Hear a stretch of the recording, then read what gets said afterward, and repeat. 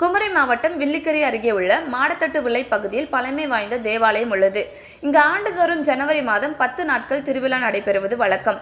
இந்த நிலையில் 8வது நாளான இன்று சமபந்தி விருந்து நடைபெற்றது. இந்த சமபந்து விருந்தில் 41 ஊர்களில் அனைத்து மதத்தை சேர்ந்தவர்கள் என சுமார் 18,000 பேர் கலந்து கொண்டனர்.